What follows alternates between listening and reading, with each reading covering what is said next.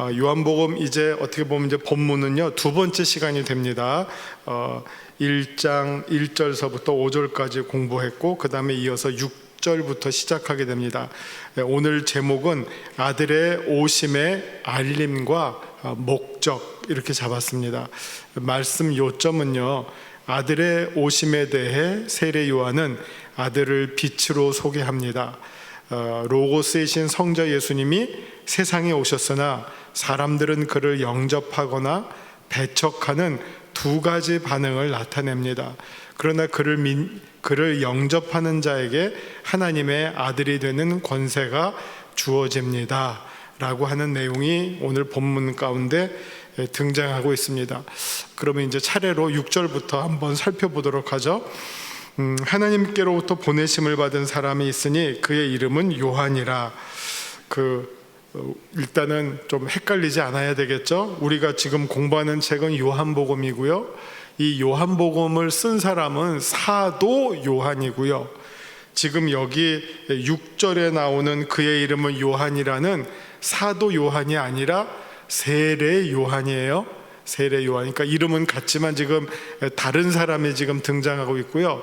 우리가 복음서를 보면 꼭 그 예수님의 스토리를 소개하기에 앞서서 누가 먼저 등장합니까? 세례 요한에 대한 소개가 꼭 등장하죠.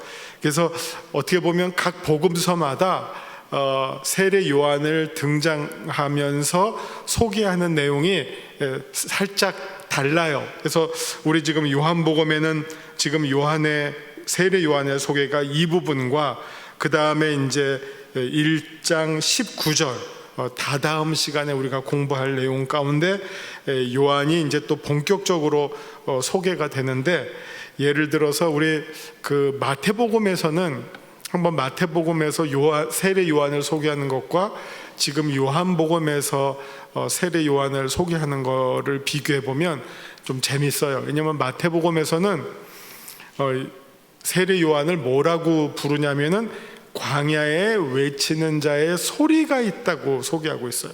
소리. 그래서 우리가 이거를 어떻게 비교하냐면은 세례 요한은 소리이고 예수님은 뭐죠? 말씀이에요. 그러면 소리와 말씀의 공통점과 차이점이 있죠. 이 말씀도 분명히 소리를 통해서 지금 제가 이게 소리를 가지고 여러분에게 말을 하고 있잖아요. 그러니까 소리를 통해서 여러분에게 전달되지만 소리와 말은 또 달라요. 왜냐하면 소리는 특별한 구체적인 스토리는 없어요. 소리는 어떻게 보면 물리적인 하나의 그걸 뭐라고 표현해? 물리적인 하나의 형상이고요. 말은 그 물리적인 것이 어떤 옷을 입어서 내용을 가지고 있어요. 그냥 제가 만약 여기서 이상한 괴성을 지르면 그게 뭐겠어요? 그냥 이런 게 소리예요. 삑, 이게 소리예요. 그러나 사랑합니다, 이거는 소리이면서 동시에 말이에요. 자, 세례 요한의 어떻게 보면 등급은 자기를 어떻게 소개합니까? 나는 소리에 불과한 사람이고 내 뒤에 오시는 분은 말씀이시다. 그렇게 이제 자기와 예수님과의 관계를 잘 보여주잖아요. 나의 기능은 내 뒤에 오시는 분을 잘 알려주고 섬기는 기능이다. 나는 그분의 신들매를 풀기도 감당할 수 없는 그런 낮은 비천한 존재다. 그런데 재미있는 거는 예수님 등장하실 때 누가 더 유명했을까요? 세례 요한은 요즘식으로 말하면 아이돌이에요. 아이돌. 그냥 뭐 인기 짱인 사람이 세례 요한이고요, 예수님은 존재감이 없는 상황이에요. 뭐 누구 있어? 할 그런 상황이에요. 모든 사람들의 관심은 세례 요한에 집중되어 있는데 그가 오히려 자기를 낮추고 자기 뒤에 오실 예수님을 높이고 있는 게, 그게 바로 세례 요한의 하나님으로부터 보냄을 받은 사명이었다는 건데, 이게 일반적으로 공간복음에서 세례 요한을 소개하고 있는 특징인데, 우리 오늘 요한복음을 보면, 자 6절 하나님께로부터 보내심을 받은 사람이 있으니 그의 이름은 요한이고, 7절 그가 증언하러 왔으니, 누구를 증언하러 왔죠? 예수님을 증언하러 이 땅에 온 이유가 예수님을 증언하기 위해서 왔어요. 곧 빛에 대하여 증언하고 모든 사람이 자기로 말미암아 믿게 하려 함이라. 요한복음은 예수님을 소개할 때 처음에는 로고스 말씀이라고 소개했지만 그 다음에 예수님을 소개하는 내용이 생명으로도 소개하고 그 다음에 또 빛으로도 소개를 했거든요. 예수님은 빛이시다. 근데 빛도 종류가 아주 많아요. 자, 여기도 지금 얼마나 많은 빛이 있어요. 전등불빛. 근데 이제 우리가 하늘을 바라볼 때 보게 되는 빛이 두 종류가 있어요. 이게 이제 학교 졸업하신 지 오래돼 가지고 기억하실지 모르겠지만 별 가운데 두 종류의 별이 있어요. 항성과 행성이 있어요. 항성, 행성. 항은 아마 항상 빛을 비추는, 스스로 빛을 비추는 별이 항성이죠. 우리가 알고 있는 항성이 뭐가 있죠? 태양. 태양은 항성이에요. 그러면 행성은 지구, 달. 이거는 항성을 뱅뱅 도는 별. 돌지만 돌면서 뭘 하냐면 항성으로부터 빛을 받아서 반사하는 빛을 비춰주는 별을 행성이라 그러고, 자기가 스스로 빛을 발산하는 별을 항성이라 그래요. 자, 예수님은 항성입니까? 행성입니까? 그러면 이제 딱 이게 아마 고등학교 가서 설명하면 딱 될 텐데, 세례 요한은 행성이고 예수님은 항성이에요. 그러면 이제 이걸로 끝하면 되지가 않고 한 번 더 얘기해야 돼요. 자, 항성 가운데도 이 세상에 있는 모든 항성은 다 피조물이에요. 자기가 스스로 빛을 내지만 그럼에도 불구하고 태양도 피조물이에요. 그러나 예수님을 빛이라고 말한 그 성경의 말씀은 예수님을 항성으로 말한 게 아니라 그 항성조차 있게끔 창조하신 빛이에요. 그래서 여러분 잘 보시면 이거를 어떻게 성경이 표현할까 할 때 그 구절을 보시면 참빛, 참빛이라고 이야기하고 있어요. 그러니까 이 세상에 있는 그런 빛과 다른, 뭐 영어로 말하면 막 더라는 정관사를 써야 되겠지만 참빛 혹은 그 빛이에요. 그 빛으로 인해서 이 세상에 있는 모든 빛이 있으라 있게 됐어요. 그러니까 예수님의 빛은 창조주 하나님을 가리키는 그 빛이고, 세례 요한은 그 빛을 비춰주는 빛. 이렇게 이제 딱 세례 요한과 예수님과의 관계를 세례 요한을 등장시키면서 소개하면서 이렇게 잘 어떻게 보면 관계 설정을 하면서 소개해주고 있는 내용이 오늘의 요게 첫 부분이 되겠습니다. 자, 그 생각을 가지고 6, 7, 8 한번 9까지 제가 한번 읽어볼게요. 다시. 하나님께로부터 보내심을 받은 사람이 있으니 그의 이름은 요한이라. 이게 원래 보내심, 하나님으로부터 보내다라고 하는 말이 라틴어로 미시오예요. 미시오. 그래서 이게 하나님께서 보내다, 그러니까 영어로 말하면 이제 send죠. 보내다. 이렇게 파송시키는 거를 미시오라고 하고요. 그래서 이 미시오로부터 미션, 즉 선교라는 말이 나왔어요. 선교는 뭡니까? 하나님으로부터 사명을 받고 보냄받는 행위, 파송받는 행위가 선교예요. 선교는 누가 보내신 겁니까? 하나님이 그 사람에게 사명을 줘서 보내면 그게 선교가 이루어지고, 그 선교 행위를 하는 사람을 요즘 영어로는 미셔너리, 선교사라고 하죠. 그러니까 어떻게 보면 세례 요한은 첫 번째 선교사라고도 말할 수 있어요. 하나님께서 예수님을 알리기 위해서 하나님으로부터 보냄을 받은 최초의 선교사, 우리가 흔히 세례 요한을 구약의 제일 마지막 선지자라고 이야기하고 있는데, 요거를 신약의 관점으로 보면 그렇게 세례 요한을 선교사라고 소개한 거를 제가 본 적은 없는데, 제가 본문을 보니까 뭐 명백하게 하나님으로부터 보냄을 받았다고 하고, 그가 보내서 뭘 합니까? 예수님을 알려요. 그러면 세례 요한이야말로 정말 역사상 최초의 선교사, 이걸 누가 반론하겠어요? 너무 맞는 말이죠. 세례 요한이 한 일이 무엇입니까? 어떻게 보면 사도 바울보다 앞서서, 12사도들보다 오히려 더 앞서서 예수님을 이 땅에 알리기 위해서 하나님으로부터 보냄을 받은 사람, 첫 번째 선교사 세례 요한. 우리가 6절에서 그거를 확인할 수 있죠. 하나님께로부터 보내심을 받은 사람이 있는데 그의 이름이 요한이라. 그가 증언을 했어요. 여러분, 우리가 사도들이 뭘 했어요? 예수님을 증언하는 일이죠. 그가 증언을 하러 왔으니 곧 빛에 대하여 증언하고 모든 사람이 자기로 말미암아 믿게 하려 함이라.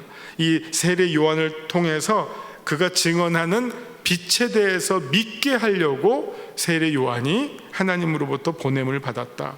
여기 이제 7절에 곧 빛에 대하여인데, 이거 우리 한글에는 그 관사가 약하기 때문에 그냥 곧 빛이라고 했지만, 아마 영어로 보면 아마 더 빛, 더 라이트 이렇게 나왔을 것 같아요. 그 빛에 대해서, 이 빛은 창조주의 빛이에요. 창조주인 빛에 대해서 증언하고 모든 사람이 세례 요한으로 말미암아 예수님 그 빛을 믿게 하려고 하나님이 보내심을 받은 자다. 그런데 여러분, 헷갈리지 마십시오. 그는 그 빛이 아닙니다. 이 빛에 대하여 증언하러 온 자입니다. 그를 빛처럼 높이면 안 됩니다 하는 내용이죠. 빛에 대해서 증언하러 온 자지 그 사람이 빛이 아닙니다. 이게 이제 언제나 우리가 하나님의 일을 하다가 오버하게 되는, 많은 사람들이 일하다가 실족하게 되는 게, 계속 이 일들을 하고 또 하나님께서 능력도 주시잖아요. 그러면 이제 점점 자기가 종이 아니라 자기가 마치 주인 행세하는 그런 오바를 하고 실족해서 넘어가는 그런 사람들이 얼마나 많아요. 여러분들은 다, 여기 계신 분들은 박태선 세대를 아시는 사람들이니까 얼마나 능력 행하고 했지만 결국 자기가 자고해져서 타락하게 되잖아요. 많은 우리 주위에도 몇몇 목사들은 정말 자기가 하나님처럼 교황처럼 행세하는 목사들이 종종 있는데, 그거에 대해서 분명하게 말하죠. 그는 이 빛이 아니고 이 빛에 대해서 증언하러 온 사람입니다. 9절, 참 빛. 자꾸 예수님을 빛은 빛인데 우리가 알고 있는 일반적인 빛과 구분하고 그걸 알리기 위해서 참 빛, 곧 세상에 와서 각 사람에게 비추는 빛이 있었나니 그가 세상에 계셨으며 세상은 그로 말미암아 지은 바 되었으되. 그러니까 이 빛은 태초에 하나님께서 빛이 있으라 했을 때 생긴 그 빛일까요? 하면 안 돼요. 빛이 있으라 해서 빛이 있었다, 이거는 피조물이에요. 그 빛이 아니에요. 글자가 같다고 헷갈리시면 안 되고요. 빛이 있으라 하신 그분이 참빛이라는 거죠. 그분이 참빛이기 때문에 그분이 빛이 있으라 할 때 빛이 생겼죠. 만약 그분이 물이라면 빛이 있으라 할 때 빛이 생겼을까요? 물이 생겼죠. 또 제가 걱정이 돼서 오늘 이제 설교를 들으실 거예요. 오늘 성령 강림 주일인데, 성령님은 불입니다. 맞죠? 오늘 이제 불로 설교가 됩니다. 또 성령님은 생명이십니다. 맞죠? 근데 성령님은 물이십니다 하면 틀릴까요? 맞을까요? 그것도 맞아요. 성령님은 바람이십니다. 맞아요? 틀려요? 맞아요. 우리가 하나님을 향해서 그렇기 때문에 하나님을 알파와 오메가라고 설명했듯이 우리가 성령님에 대해서도 부를 수 있는, 성령님을 가리킬 수 있는 이 레파토리가 아주 다양해요. 뭐 하나만이 아니에요. 그런데 그것이 다 무엇과 관련이 있어요. 수많은 명칭을 사용한다 하더라도 그 명칭 속에 공통점이 있어요. 그거는 창조의 능력, 생명의 힘, 생명을 살리는 힘, 그래서 그게 구원의 힘, 그리고 공동체를, 교회 공동체를 이끌어 가시는 힘, 다 공통점이 있어요. 이게 엉뚱한 얘기를 하는 게 아니에요. 뭐 공동체를 파괴하거나 사람 사이를 깨거나 이런 게 아니라 그 성령님이 힘을 발하시면, 감동을 주시면 생명이 활발해지고 생명이 살아나고, 불도 결국 뭡니까? 생명이 아주 활활 타오르면 불 일어나는 거 아니에요. 사랑도 마찬가지예요. 사랑이라고 하는 힘은 어떤 힘입니까? 생명을 살리는 힘이에요. 여러분 한번 사랑을 한번 해보세요. 힘이 나고 정신이 번쩍 들고 없는 힘도 생기죠. 관심도 자라나고. 근데 미움으로 한번 여러분이 가득 차보세요. 스스로를 죽이는 거예요. 자기 심령이 파괴가 돼요. 성령께서 주시는 힘은 사랑의 힘이고 생명의 힘이고, 그 힘이 너무 커서 불처럼 우리가 만나게 되고, 그 불이 일어나면 그 공동체가 충만해지고 에너지가 넘치게 되고, 뭐 정말 능치 못할 일이 없을 정도로 힘찬 공동체가 되고 생명과 사랑이 충만한 공동체가 되죠. 그런 점에서 다 명칭은 달라도 공통점이 있다고 하는 것이죠. 자, 요한복음에서는 예수님을 말씀과 빛으로 소개하지만 이 뒤에 가면 예수님을 또 다양하게도 설명하고, 또 성령님도 마찬가지로 성령님도 바람, 숨, 생명, 물, 불, 모든 것이 다 가능한 설명이 되는 것이죠. 그래서 그런 면에서 하나님은 살아계신다는 말이고요, 성경책도 살아계신 책이지 이게 죽은 책이 아니라는 거죠. 요것만이다, 요거다, 뭐 이렇게 뭐 좁은 책이 아니라 언제나 열려있는 책이라는 겁니다. 자, 9절, 참빛 곧 세상에 와서 각 사람에게 비추는 빛이 있었으니 그가 세상에 계셨으며 세상은 그로 말미암아 지은 바 되었으되, 창조주의 빛이라고 하는 것이죠. 세상이 그를 알지 못하였고 자기 땅에 오매, 왜?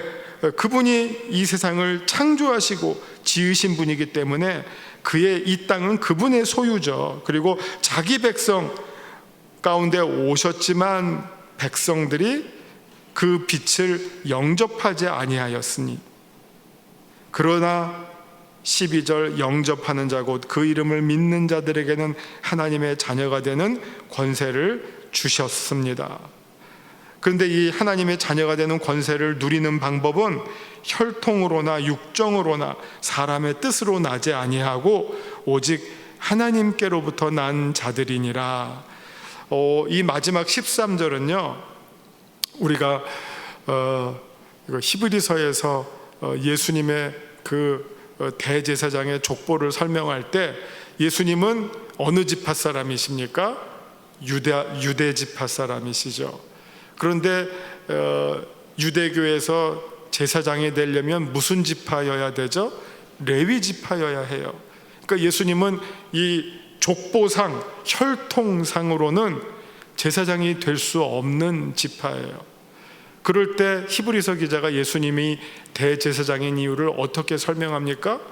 그게 이제 혈통으로 된 게 아니라 멜기세덱의 반차로 됐다. 이건 어떻게 보면 혈통과 레위 지파의 예외적인, 그거를 뛰어넘는 조건으로 대제사장이 되셨다라고 한 것처럼, 여기 13절에서도 하나님의 자녀가 되는 권세를 누리는 방법은, 여기서 말하는 혈통은 어떤 혈통을 말할까요? 아까 제사장을 말했기 때문에 레위가 아니라 여기서는 선민을 말하기 때문에 유대인, 할례 받은 유대인들만이 하나님의 자녀가 될 수 있다라고 주장하는 그 유대교인들에 대해서 아니다, 하나님의 자녀가 되는 것은 유대인, 할례받은 유대인이라고 되는 것이 아니라 육정, 사람의 뜻대로 되는 것이 아니라 오직 하나님께로부터 난 자, 하나님의 뜻, 하나님의 계획 안에 들어간 자인데, 하나님의 계획 안에 들어간 자는 무엇이냐면 하나님께서 보내신 이 아들 예수 그리스도를 믿는 자들이라면 혈통과 상관없이, 인종과 상관없이, 계급과 상관없이 누구든지 간에 예수님을 하나님의 아들로 인정하는 자에게는 하나님의 자녀가 되는 권세가 주어집니다 라고 하는, 이제 펼쳐나갈 요한복음의 제일 중요한 메시지를 설명해 주고 있는 그런 내용이 되겠습니다. 자, 이제 그러면 우리 유인물 보시면서 설명해 드릴게요. 말씀 산책 부분입니다. 오늘 본문은 크게 세 부분으로 구성이 됩니다. 첫 번째, 세례 요한의 증언이 등장하고요, 세례 요한을 소개해 줬죠. 그리고 이어서 예수님에 대한 사람들의 거부, 이게 우리가 하나님과 등진 존재가 돼버렸잖아요. 죄를 짓고 타락함으로 말미암아 우리의 심성 가운데 거룩과 의를 사모하는 것보다는 죄를 지향하는 경향성이 더 커지고, 빛을 쫓아가기보다는 어둠으로 숨기를 더 좋아하는 그런 습성이 생겼기 때문에 빛으로 오신 예수님을 보면서도 그 빛을 영접하지 않고 오히려 빛을 등지고 어둠으로 숨으려고 하는 우리의 습성, 그것을 지금 고발하고 있는 것이죠. 예수님이 그 참빛이신 분이 이 세상 가운데 오셨음에도 불구하고 사람들이 거부를 하고, 그러나 그 가운데 그 아들을 믿는 자들에게는 하나님의 자녀가 되는 권세가 주어집니다 라는 내용으로 이렇게 3단계로 소개가 되고 있습니다. 자, 세례 요한은 하나님으로부터 보냄을 받은 사람입니다. 예수님이 하나님으로부터 파송을 받으셨듯이 또 그 파송받은 분을 알려주기 위해서 또한 그 세례 요한 역시 하나님으로부터 파송을 받은 사람입니다. 그러나 그는 빛이 아니고 빛으로 오신 예수님을 증언하는 혹은 비춰주는 증언자입니다. 그러니까 반사해주는 존재죠. 사실 우리 그리스도인들은 하나님의 영광을 반사하는 존재예요. 그러니까 잘 들어보세요. 그래서 우리는 우리 그리스도인들을 다른 말로 표현하면요, 예수 그리스도의 증인들이에요. 증인이라고 하는 것은 무엇입니까? 그거를, 증인은 사실은 자기가 본 바를 반사하는 거예요. 자기가 경험한 내용을 반사하는 게 증인이에요. 증인이 없는 얘기를 만들어 나가면 허위 증인이 되죠. 증언은 뭡니까? 자기가 본 바를 반영을 해주는 거죠. 있는 그대로. 그게 증인이에요. 그러니까 우리는 그리스도의 영광의 빛을 우리가 반사해 주는 거예요. 우리가 반사해 주려면 어떻게 해야 되겠죠? 거울의 면을 깨끗하게 닦아야 되겠죠? 그렇죠? 여러분 핸드폰 쓰시다가 막 손 지문이 너무 많아서 막 좀 지저분하면 가끔 닦으시잖아요. 그래야지 선명해지는 것처럼 거울도 마찬가지죠. 막 뭐가 많이 묻어 있으면 희미하죠. 이걸 깨끗하게 닦을 때 잘 반영하는 것처럼 우리가 해야 할 일은 우리를 늘 닦는 거죠. 그게 바로 거룩한 삶, 정결한 삶, 성화, 거룩을 사모하는 삶, 우리가 해야 할 일이 그것이죠. 그것을 통해서 그리스도의 영광을 비춰주는 것이죠, 세상 가운데.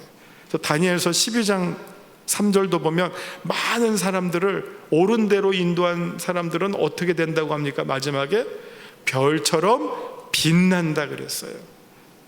우리 그리스도인들이, 그래서 늘 간단하게 이렇게 생각하시면 돼요. 우리 웨스트민스터 소요리 문답 첫 번째, 인생의 목적이 무엇입니까? 하나님을 영원토록 즐거워하고 영화롭게 하는 거예요.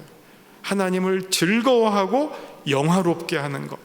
근데 참 신기한 게, 우리가 하나님을 영화롭게 하면 어떻게 될까요?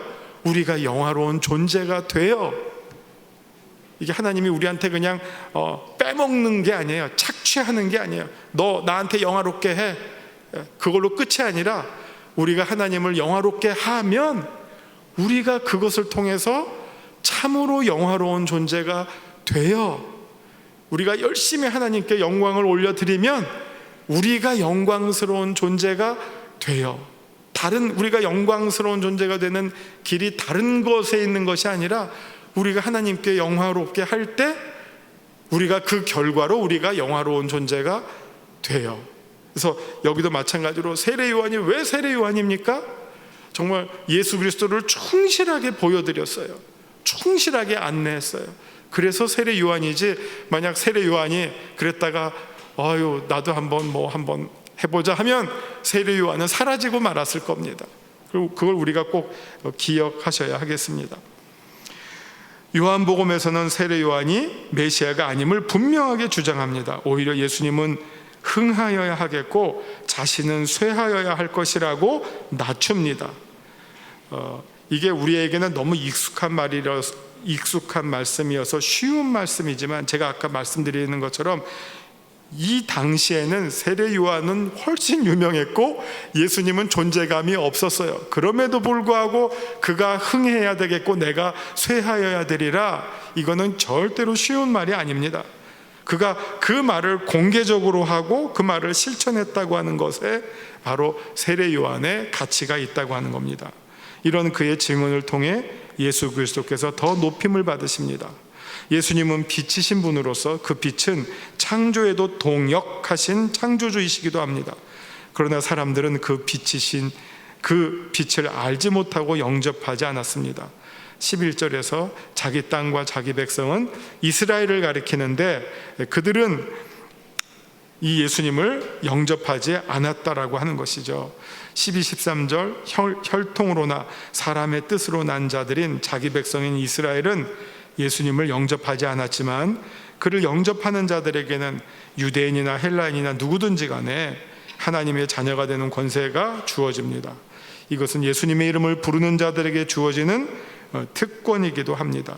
바울이 말한 것처럼 표면적 유대인이 아니고 하나님으로부터 난 자들만 가능한 것이지요. 하나님으로부터 난 자들이란 곧 믿음으로 예수 그리스도를 영접한 사람들을 가리킵니다.